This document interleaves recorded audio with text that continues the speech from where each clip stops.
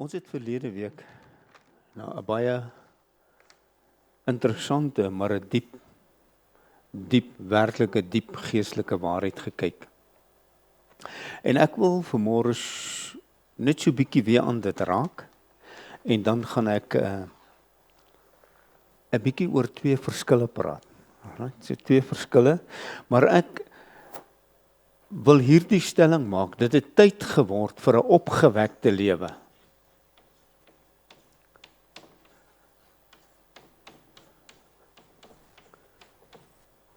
Ek skryf dit sodat jy dit is tyd vir 'n opgewekte lewe.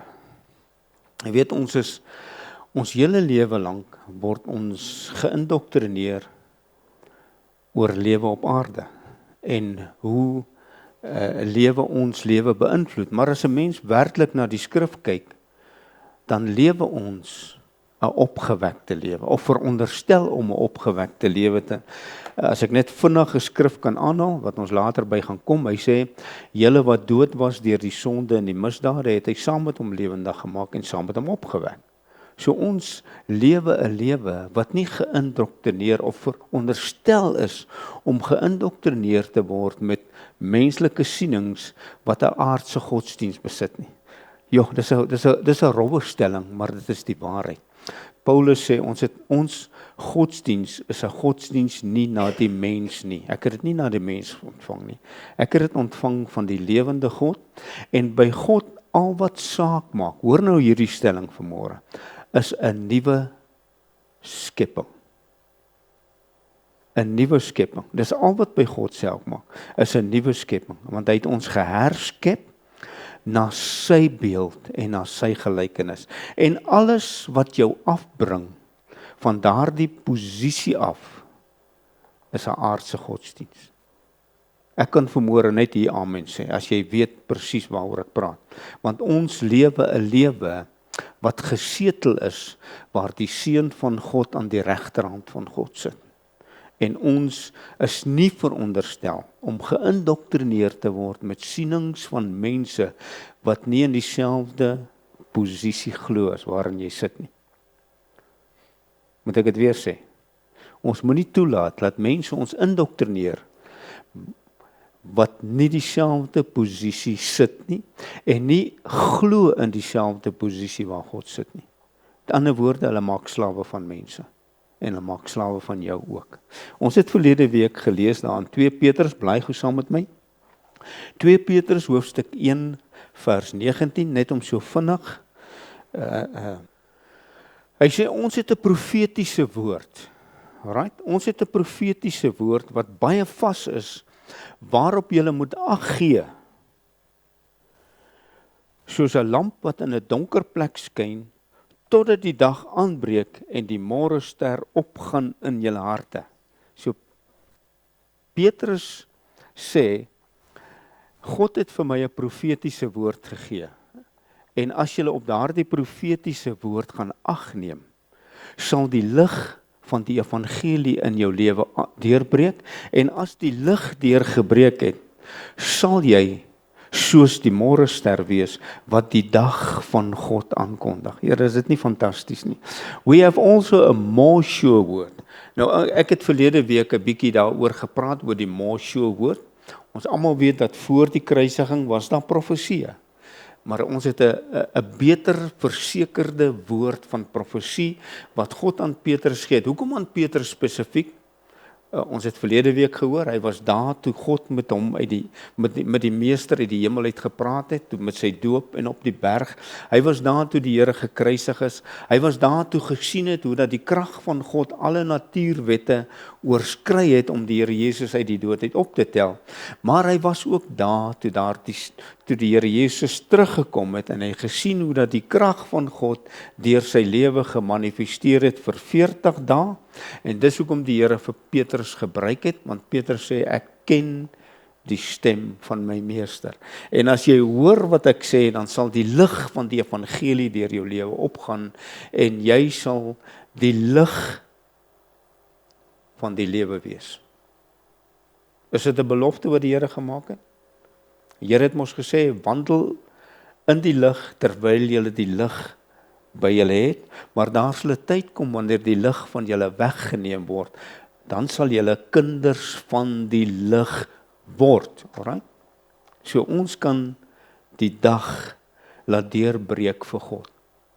Maar die probleem is, mense wat gebrandmerk is in hulle eie gewete, wat dit nie weet nie, trek jou af na 'n ander vlak toe. En daarom moet ons baie mooi en baie seker wees wat ons hoor en van wie af ons dit hoor. Want hulle lewe dra gewoonlik die tekens. Kan ek dit weer sê? Hulle lewe dra gewoonlik die tekens. En baie mense gaan vir jou sekere dinge leer. Luister, baie mense gaan vir jou sekere dinge leer en wys, maar hulle gaan die krag daarvan verloor het. Hulle sal die vrug daarvan nie hê nie. Alright? En daarin kan 'n mens hulle. Okay, so Petrus sê, ek het vir julle 'n woord van profesie waarop julle tog moet ag gee, soos wat die lig wat in 'n donker plek skyn, sodat die dag vir julle kan aanbreek. Liewe Vader, as die dag vir jou aangebreek het, het die dag vir God aangebreek. As die lig in jou lewe skyn, dan skyn die lig van die evangelie van God deur jou lewe.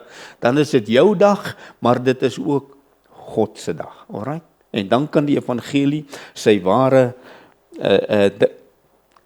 plek kry, as ons dit sê. Kom ek wil hier 'n versie terugvat na 2 Petrus hoofstuk 1 vers 3 en vers 4 in is, as ek dit geskryf het, as ek dit nie het nie, is dit reg, moenie worry nie. Luister wat sê hy, ek gaan vir jou eers vers 4 lees, en dan gaan ek vir jou vers 3 lees. Hy sê, waardeur ons die grootste en kosbare beloftes geskenk het, sodat julle deelgenote kan word van die goddelike natuur, nadat julle die verdorwenheid ontvlug het, wat deur begeerlikheid in die wêreld is. Dit is 'n geweldige groot mondvol, maar luister net gou daar. Whereby are given unto you exceeding great and precious promises, that by these, deur wat? That by these, deur die wat? Deur die promises, that you might be partakers of the divine nature, having escaped the corruption that is in the world through lust. Alright? So Petrus sê, ek wil hê jy moet seker maak dat jy mooi hoor. Ek wil hê jy moet seker maak dat jy mooi hoor. Die boodskap wat ek vir jou gee is, you will be partakers of the divine nature. Hoor jy wat ek sê? Julle sal deelgenote wees, of deelnemers wees, deelgenote wees van die goddelike natuur. Met ander woorde, wat God se natuur is, het hy vir jou gegee, sodat jy sy natuur kan hê. Okay, vers 3 sê, net om dit te bevestig, hy sê, immers sy goddelike krag, het ons alles geskenk, wat tot die lewe en godsvrug dien, deur die kennis van hom, wat ons geroep het, deur sy heerlikheid en deeg. Alright? Here, dit bevestig net wat ons sê, according as his divine power, met ander in ooreenstemming met wat hy in vers, have given unto us all things that pertain unto life and godliness. Met ander woorde, lewe, in hierdie lewe, hoor jy wat ek sê? Lewe in hierdie lewe, and godliness through the knowledge. Met ander woorde, hy sê, of dit wil sê, as jy werklik die kennis opdoen van wat God se profetiese woord aangaande jou lewe is, sal jy in hierdie lewe met 'n goddelike natuur. Dit wil vir my sê, dat ek hoef nie dood te gaan, om deel van God se natuur te hê. Dit wil vir my ook sê, Esther, as iemand my beroof van God se natuur, is hy besig om my te beroof van wat God in my lewe vir my toebedeel het. Kan ek dit weer sê? Ander woorde, as iemand jou beïndoktrineer met godsdiens, wat laer as daardie posisie is, dan is hy besig om jou aan afgode bekend te stel. Ja, dit is 'n rowwe stelling, né? Dan is hy besig om jou aan afgode bekend te stel. Want dit wat God vir jou in gedagte het, is wat God vir homself in gedagte het.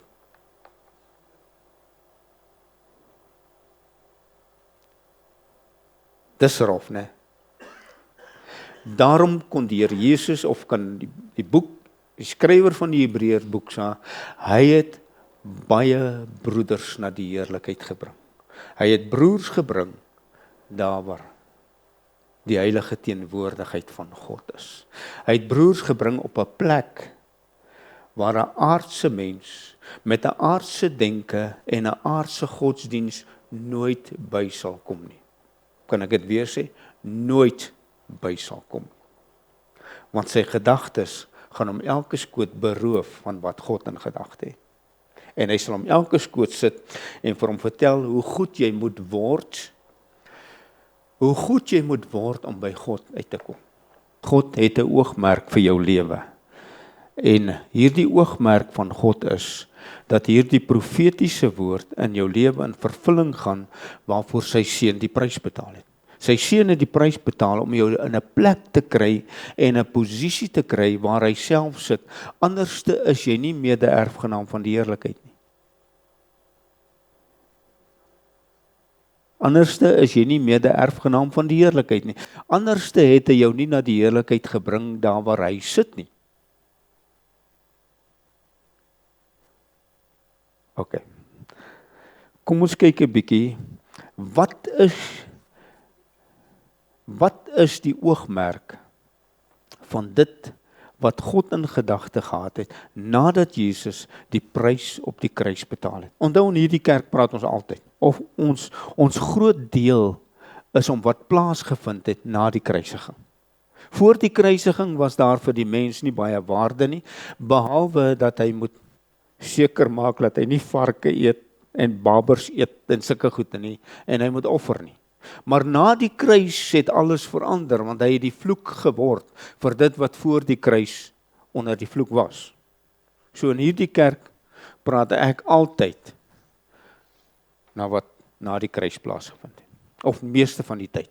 Ek sal miskien 'n terugverwysing, maar na die kruis is daar 'n opgewekte lewe wat veronderstel is om plaas te vind. 'n Opgewekte lewe. OK, hy sê, en God se oogmerk, as hy baie kinders na die heerlikheid toe gebring het, as baie kinders soos wat sy eersgebore seun gewees het, het sy eersgebore seun sekere dinge laat plaasvind, en ek en jy is bemagtig. Jy hoef dit nie te doen nie. Hoor vanmôre wat ek sê. Jy hoef dit nie te doen nie, maar jy is bemagtig om dit te kan doen. So blaai saam met my na die boek van 1 Timoteus hoofstuk 3. 1 Timoteus hoofstuk 3, en ons gaan vers 16 lees. 1 Timoteus hoofstuk 3 vers 16.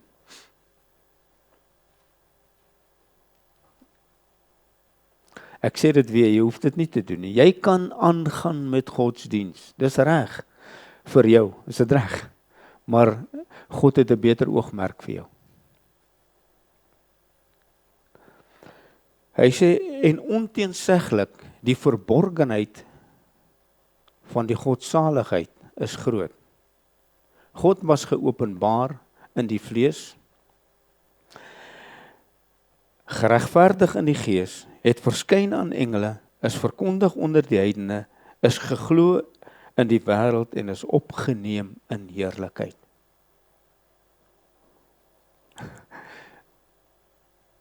Hoor jy wat die skrif sê? And daar's niemand wat teen die waarheid kan staan nie. Without controversy. Daar is niks wat dit kan teehou nie. Of hoe wil dit call? Great is the mystery of godliness. Wat is 'n profesie? Dis iets wat geopenbaar moet word, né? Petrus sê, ek kan vir jou, ons het 'n woord van 'n profesie wat jy moet leer. So great is the mystery of godliness. God was manifested in the flesh. Waar? In die vlees van sy seun. God was manifested in the flesh. Justified in the spirit. Is ek en jy aan dieselfde gees verbind as wat God verbind is? Seen of angels. Ek gaan eendag daaroor praat. Preach unto the Gentiles. Dis aan ons gepreek. and believed in the world and received up in glory. Hy is opgeneem in heerlikheid. Kan ek 'n bietjie stout wees? Die Here Jesus, toe hy verheerlik is, wat was sy verheerliking?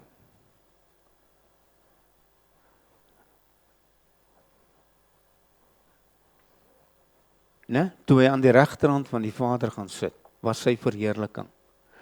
Toe hy aangestel is, bo alle owerheid, bo alle mag, bo alles wat daar ooit kan wees, en ook bo alles wat op die aarde kan wees. Wat het ek vir u gesê? Ek wil net so 'n bietjie stout wees. Het hy nie vir ons gesê dat julle wat dood was deur die misdade en die sonde, het hy saam met hom opgewek? Met ander woorde, as hy die posisie en plek van verheerliking ingeneem het, en ek en jy die plek van posisie en verheerliking ingeneem het, wat die duiwel het jy te doen met mense wat vir jou 'n evangelie verkondig, minderwaardig aan dit?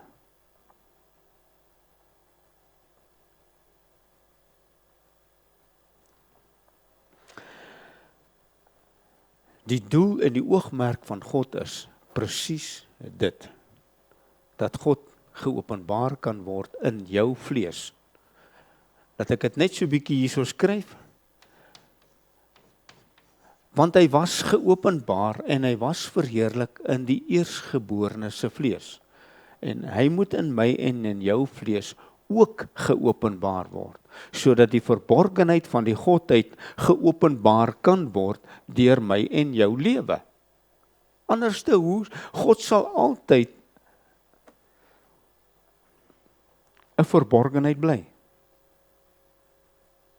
Ek sê God gaan altyd 'n verborgenheid bly as niemand hom openbaar nie. En hoekom dink jy is daar mense wat praat buite die openbaring van God? Want hulle weet nie waartoe God hom geroep het nie. Daar is geen kontak van die verheerlikte Here Jesus, die plek van posisie en dieselfde gees in sy lewe nie. So hy het geen kontak.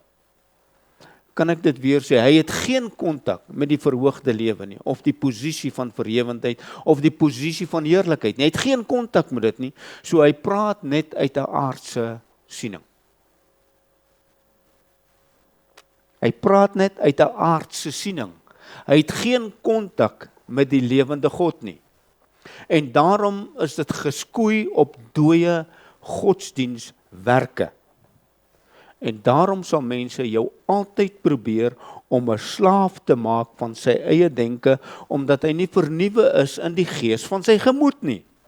En ons moet hulle nie oordeel nie. Ons moet vir hulle bid. En God weet ons moet vir hulle ernstig bid. Ons moet ernstig die gees van misleiding wat in hulle lewe is, moet ek en jy vasmaak.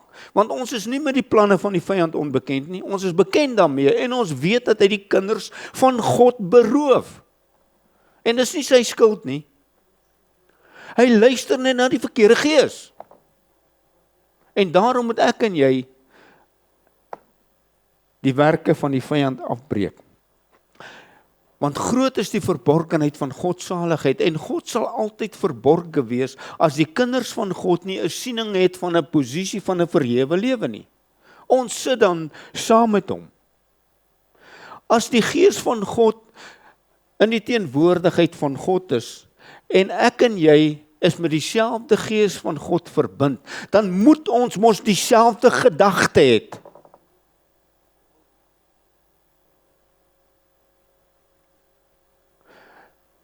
Paulus gaan in soveel diepte in wat hy sê, die gees van God ondersoek die dieptes van God. En ek en jy is met dieselfde gees deurdronge. Hy sê die moontlikheid is daar dat ons van een gedagte kan wees. Maar die mense leer ons om na die verkeerde ding te jaag. Ons jaag na God se saligheid in die vlees. Ons jaag na God se saligheid in die vlees, terwyl my gees in 'n plek sit of wat die moontlikheid het om my liggaam in lyn te bring met wat die gees is. Luister, wat sê Hebreërs hoofstuk 3? Ek gaan dit nou net bevestig wat ek vir jou nou gesê het. Hebreërs hoofstuk 3.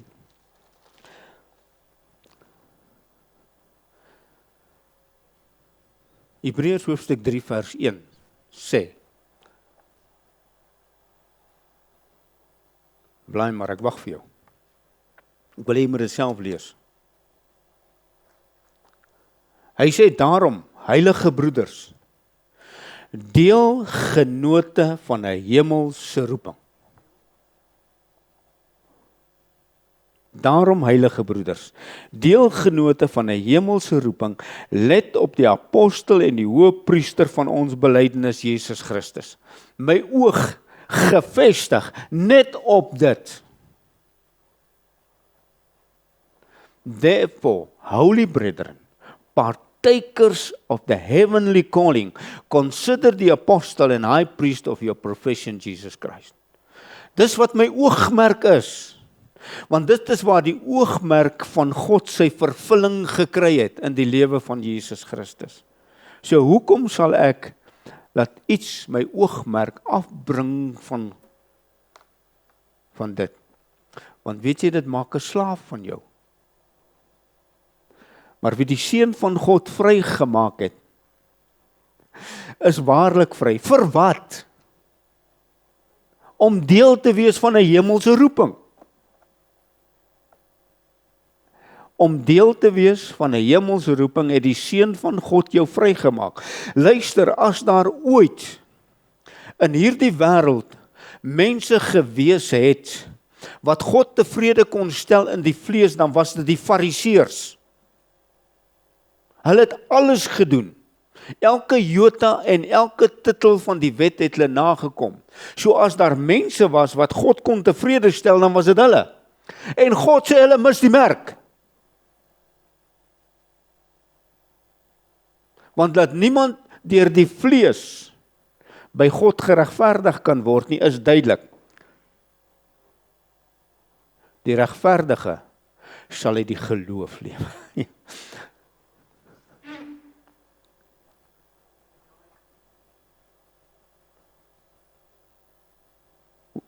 Ek bly 'n bietjie stil, ek wil jy moet mooi indink wat ek sê. Almal wat onder die beste godsdienstige opleiding was, wat dit alles in sy fynste besonderhede uitgevoer het die Here Jesus gesê, julle is 'n addergeslag. Julle die vader van die leuns as julle vader. So hoekom sal ek laat 'n leenaar my godsdiens van my af beroof? Onder wie se diensbaarheid is jy? Die skrif is baie duidelik. Here, hoor vanmôre wat ek sê vir jou. Die skrif is baie duidelik, laat niemand deur die vlees by God geregverdig sal word nie, is baie duidelik, die regverdige sal uit die geloof lewe, uit die geloof van wat Jesus Christus vir hom bewerkstellig het, om hom 'n plek te sit, sodat die Here kan sê, of dat die woord van God kan sê, wat is die mens dat God aan hom gedink het, om hom oor die werke van sy hande aan te stel. Nou wie het kwaad in die wêreld gebring? God op die vyand. Die vyand het hom, nou bring mense jou onder die werke van die wêreld van die vyand. En God sê, jy is bo dit verhewe. Halleluja.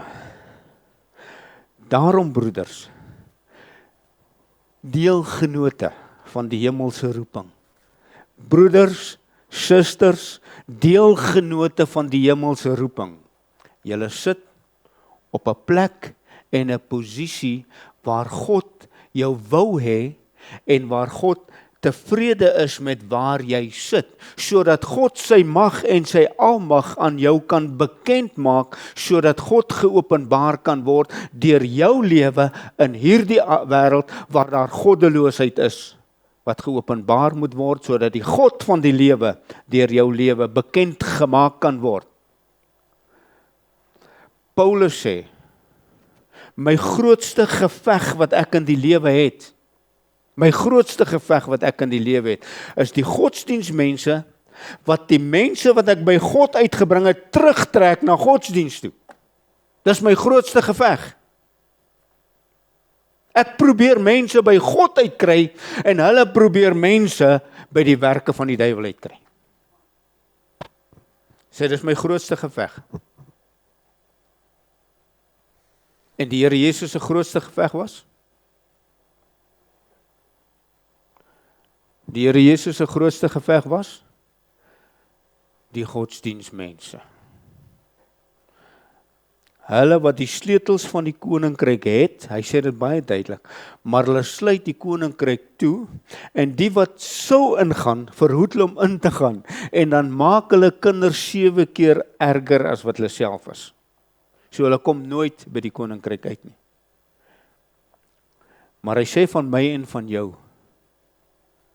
Hy sê van my en van jou, heilige broeder, deelgenoot van die hemelsroeping, luister 'n bietjie, die koninkryk van God is binne in jou. Nou, dankie. As God jou heilig gemaak het, hoe heilig moet jy word?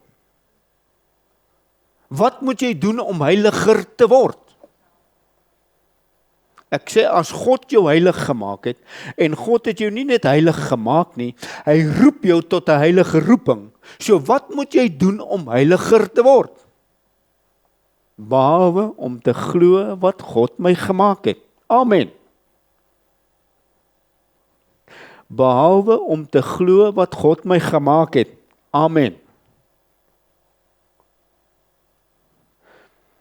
Kom ons blaai 'n bietjie. Ons het werklike probleem in die kerkwêreld vandag. Ons het werklike probleem. En ek wil hê jy moet daar na 1 Johannes hoofstuk 1, en ek gaan vir die vers 1 tot en met vers 3 lees.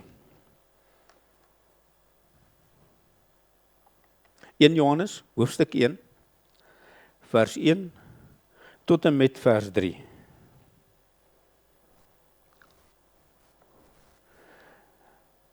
Hy sê, wat van die begin af was, luister, hierdie was ook Johannes, kan ek vir jou so 'n geheimpie van Johannes vertel? Johannes sê, hy is die apostel vir wie God liefgehad het. Het jy in die Bybel ooit gelees wat die Here sê, hy is liewer vir Johannes as vir die ander apostels? Nee.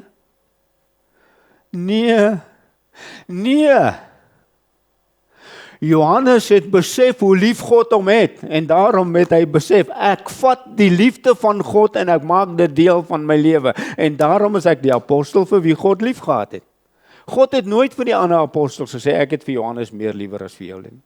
Nee, hy het geglo wat Jesus Christus gekom het om te doen, en daarom het hy aanvaar, ek is die geliefde van God. Ouers, kinders, broer, suster, luister vanmôre, jy is die geliefde van God. Daar's nie onderskeid nie. Jy is die geliefde. Net so, hy sê, wat van die begin af was, wat ons gehoor het, wat ons met ons oë gesien het, wat ons aanskou het, en ons hande getas het aangaande die woord van die lewe. En die lewe is geopenbaar, en ons het dit gesien, los hom net daar. That which was from the beginning, which we have heard, laat die skrif vanmôre met jou praat asseblief, which we have seen with our eyes, which we have looked upon, and our hands have handled of the word of life. Los hom net so 'n bietjie, wat het ons in Timoteus gelees? Groot is die verborgenheid van God saligheid, God was geopenbaar in die vlees. That which was from the beginning, which we have heard, which we have seen with our eyes, which we have looked upon, and our hands have handled of the word of life. Right. En die lewe is geopenbaar. And the life was manifested. And we have seen it. And we bear witness and show unto you that eternal life which was with the Father and was manifested unto us. Johannes sê, die lewe wat Jesus Christus geopenbaar het in die vlees, is die lewe wat God jou na toe geroep het. Ek hoef nie vir jou te lieg nie, ek was 'n aanskouer van dit. Ek het aan die lewe van God in die vlees gevat. Ek het gehoor toe hy gepraat het. Ek was daar. For the life was manifested, and we have seen it. And we bear witness and show unto you that eternal life which was with the Father and was manifested unto us. Vers 3, jy kan in die Afrikaans vol. That which we have seen and heard, declare we unto you. Wat ons gesien en wat ons gehoor het, maak ons aan jou bekend. Sodat jy gemeenskap met ons kan hê. En ons gemeenskap is met die Vader en met sy Seun. Ongelukkig vir die apostels is daar 'n skrif wat sê, Esther, hulle moes hulle lewe vir daai boodskap aflê.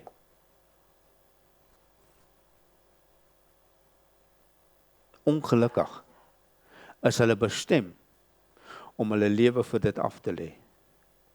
En daarom was hy net 'n medewerker saam met God, deur die Heilige Gees om vir jou daai profetiese woord te kan gee. Maar ek en jy is geroep vir 'n hemelse roeping. Vir 'n posisie wat aan geen mens voor die kruisiging ooit bekend gemaak was nie. Wat geen mens kon beklee voor die kruisiging nie. Hulle kon dit van ver af sien, soos Abraham, maar hulle kon nie deel daarvan word nie. Maar ek en jy het die voorreg om deel daarvan te kan wees. En daarom wil ek jou vanmôre met 'n goddelike waarskuwing los. Moenie laat mense jou beroof van jou posisie waarvoor God vir jou die prys betaal het nie. Paulus sê, daar is baie slim mense. Baie slim mense. Baie slim mense. Ek het hulle ervaar, toe God vir my gesê het, kom ons gaan op na Jerusalem toe, laat jy vir hulle gaan voorlê die evangelie wat ek aan jou geopenbaar het, sodat die ander apostels dieselfde openbaring kan hê as wat jy het. Maar ek het gesien, daar is baie slim mense, wat baie mooi slim stories kan vertel, wat baie mense kan verlei deur hulle insig en hulle aardse kennis, en hulle kan jou baie mooi weglei van die weg van die lewe af.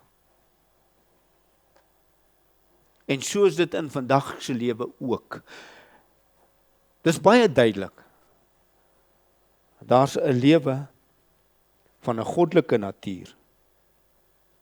En daar's 'n lewe van 'n aardse natuur.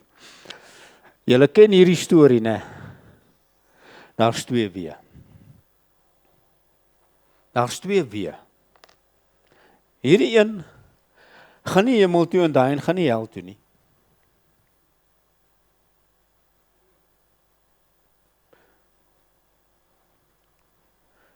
Hierdie een gaan na die verderf toe, wat jou beroof van die lewe wat God vir jou gehad het. Hierdie een bring jou na die teenwoordigheid van die lewende God. Hoor vanmôre asseblief in die naam van die Skepper God van hemel en aarde, daar's mense wat jou beroof na 'n weg van verderf toe.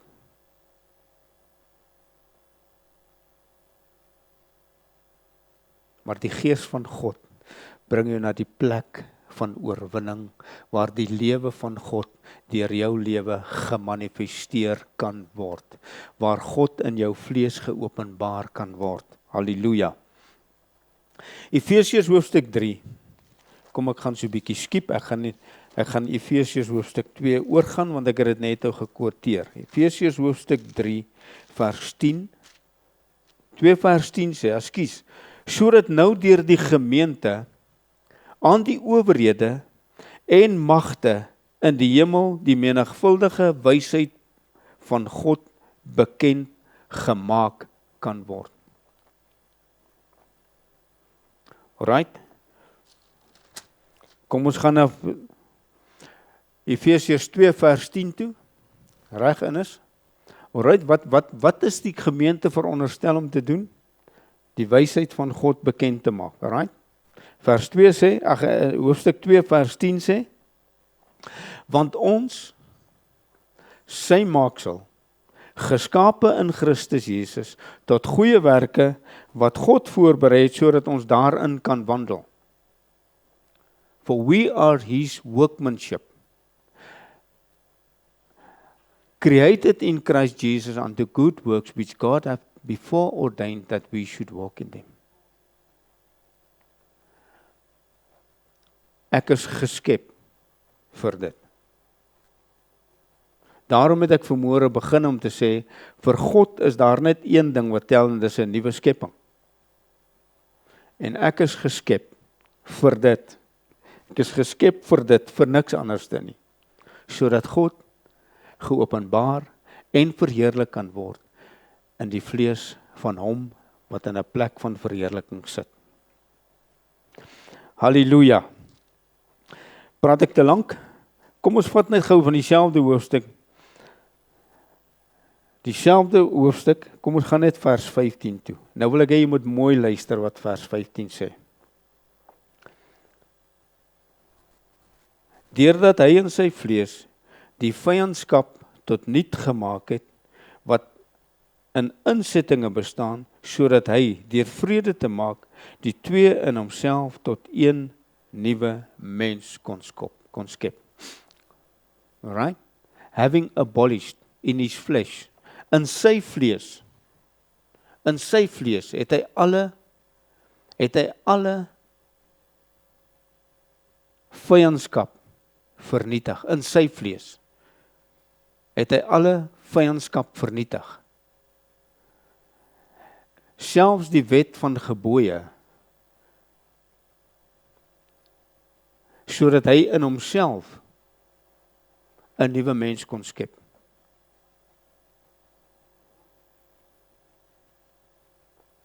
Sien jy dit daar? So hy het in sy vlees alle vyandskap teenoor God vernietig.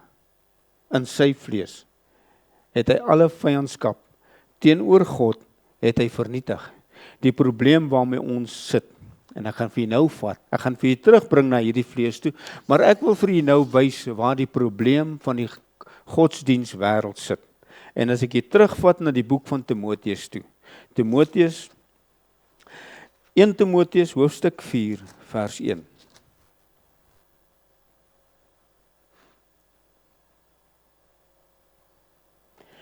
Timoteus hoofstuk 4 vers 1.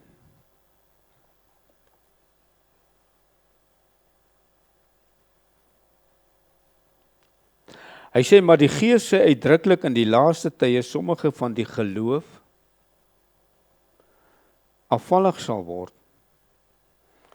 en verleidende geeste en leringe van duiwels aanhang. Now the Spirit speaketh expressly that in the latter times some shall depart from the faith,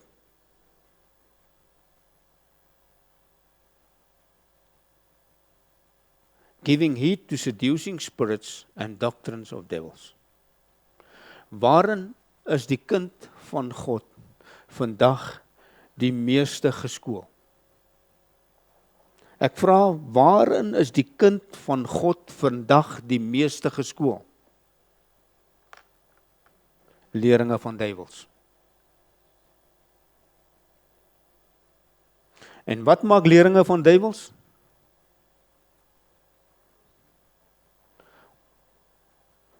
Depart from the faith. Die leringe van duiwels trek jou af van die geloof wat God jou gegee het. op die geloof wat God geopenbaar het om jou in 'n plek te sit. En die leringe van duiwels trek jou af na 'n plek toe van jou vlees. En die kerk van die Here Jesus weet meer aangaande die duiwel as wat hulle van God weet. Die kerk van God kan vir jou baie mooi fyn uitlê van watter gees oor watter dorp in beheer is.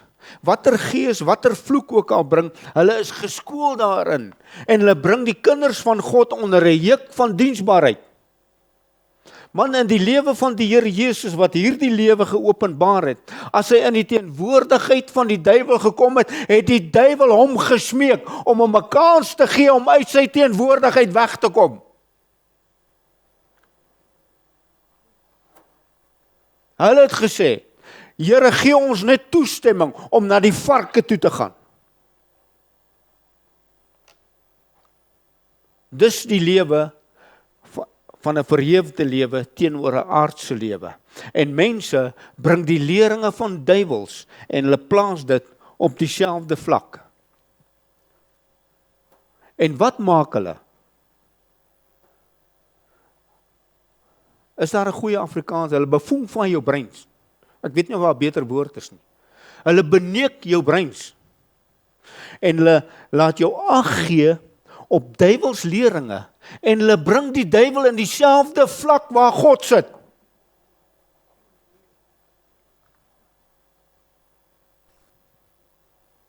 En as jy jou kom kry, het jy jou hele geestelike lewe opgehel. Daar's nie 'n ander woord vir dit nie. En jy begin dink, ek moet begin oppas vir die duiwel.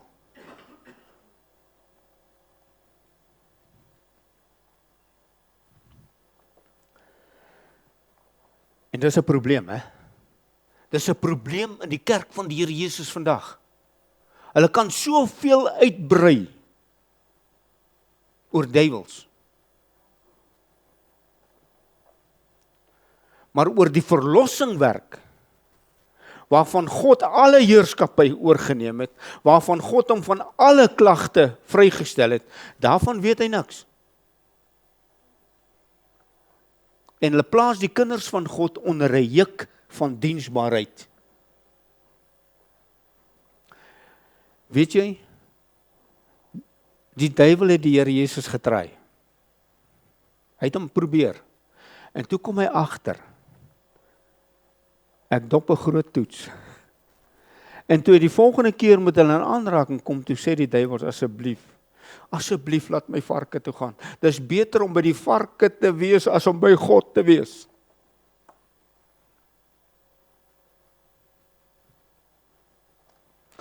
In Johannes, die probleem lê hierso. 1 Johannes hoofstuk 2 vers 18. En dis as ek reg, 1 Johannes hoofstuk 2 vers 18. Hy sê, my kinders, dit is die laaste uur. En soos julle gehoor het, dat die antichrist kom, bestaan daar nou ook baie antichriste, waaruit ons weet dat dit die laaste uur is. Hoor jy wat hy sê? Hoor jy wat hy sê? Hoor jy wat hy sê? Kom ek vat jou na 1 Johannes hoofstuk 3 vers 18.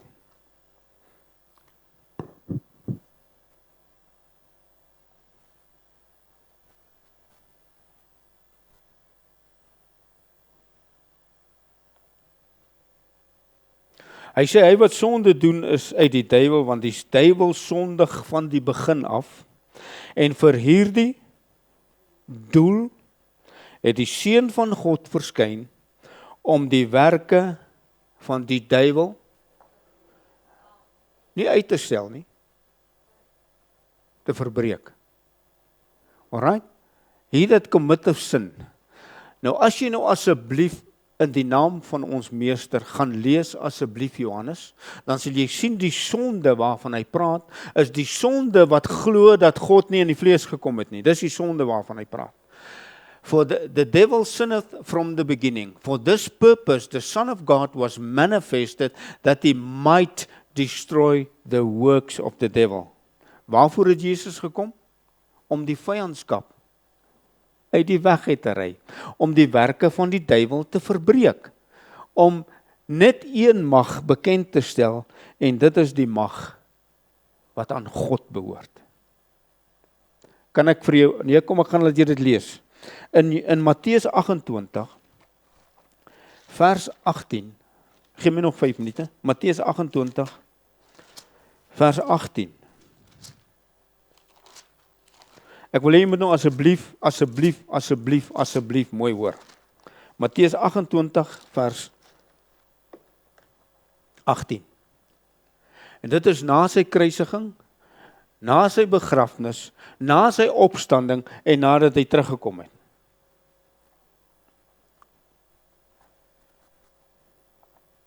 Hy sê, Jesus het nader gekom, met hulle gespreek en gesê, aan my is gegee alle mag in die hemel en op aarde. Hy sê, all power is given unto me in heaven and in earth. Nou vra ek jou vanmôre in die naam van die koning, hoeveel krag het die duiwel as die Here Jesus alles besit? Behalwe die krag van misleiding, waarvoor die kinders van God hom insig gee en die kinders van God vir hom vertel wat hy kan doen. Ek sê dit weer, as die Here Jesus alle krag en alle gesag en alle mag besit, hoeveel het die duiwel? Behalwe wat die kinders van God aan hom toedig en sê, weet jy dat die duiwel in staat is om dit te kan doen? So die duiwel vat dan die voorreg en hy doen wat hulle vir hom sê hy kan doen. Ek sê, daar waar jy sit, het hy nie toegang nie. Maar jy het wel die insig om vir hom te sê, weet jy wat staan geskrywe? Weet jy wat staan geskrywe? Weet jy dat ek weet wat staan geskrywe? Weet jy, duiwel, wat ek weet wat staan geskrywe? Wel, ek weet dat die skrif sê, jy is onder ons voete. Jy het geen mag, jy is beroof, God het jou in die openbaar tentoongestel, God het jou uitgeklee, hy het jou gestrip van alles. Moenie my probeer verlei nie, jy kan rondloop soos 'n brullende leeu en soek wie jy kan verslind. Ek is nie jou prooi nie. Ek is nie jou prooi nie. Ek sit waar my meester sit. En toe my meester jou konfronteer, toe moes jy hom soebat om uit sy teenwoordigheid te kom.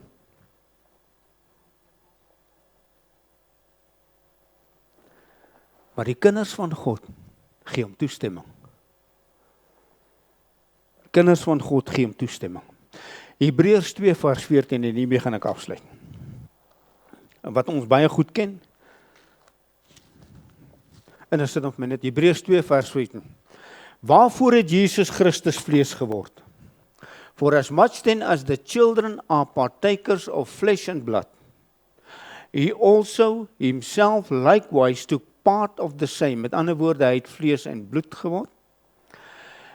That through death he might destroy him that have the power of death, and that is the devil. As ek na dit kyk, en ek besef dat ek sit in 'n opgewekte lewe, dan is die krag van die duiwel destroy. Weet ons wat beteken destroy? Vernietig, uit die weg uit geruim, bestaan nie meer nie. So die mag en die invloed van die duiwel het in die kind van God se lewe, wat weet waar sy lewe geposisioneer het, geen invloed nie. En weet jy wat lekker is, of wat die oogmerk van God is, om by daai opgewekte lewe, God, die skepper van lewe en aarde, te kan openbaar, sodat die kinders van God, wat onder die juk van die duiwel sit, verlos kan word. Die skrif is baie duidelik, dat die Here Jesus het rondgegaan in Galilea, en almal wat onder die mag van die duiwel was, het hy vrygemaak. Almal wat onder die mag van die duiwel was, het hy vrygemaak. Ek en jy sit in dieselfde plek. Groter is hy wat in jou is, as hy wat in die wêreld is. Daarom kan ek en jy sê, ek is 'n mede-erfgenaam, saam met Christus Jesus. Ek erf wat Jesus geërf het van God, is ek 'n mede-erfgenaam. Vader, baie, baie dankie. Dankie Here, dat al het ons nie vanmôre gehoor nie, sal die Gees vir ons wakker maak wat gesê was.